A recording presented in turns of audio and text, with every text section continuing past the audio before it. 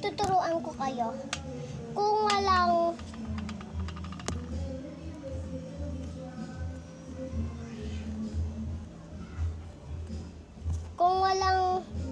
dede yung baby mo, kung walang dede yung baby mong laruan, ang easy lang.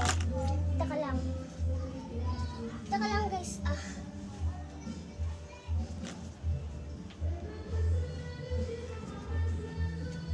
Taka lang guys. Skip ko muna. Yung guys, kumuha ka ng gantol, tas lagyan nyo ng tubig kung kaya may gatas kayo, ilagay nyo siya dito, tas lagyan nyo ito, search nyo.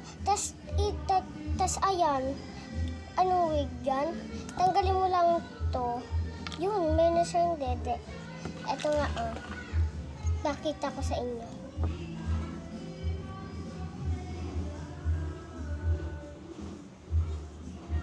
Diba? Ang easy lang, pinapadede ko. Diba? Parang totoo ka na lang nanay na pinapadede mo yung baby mo.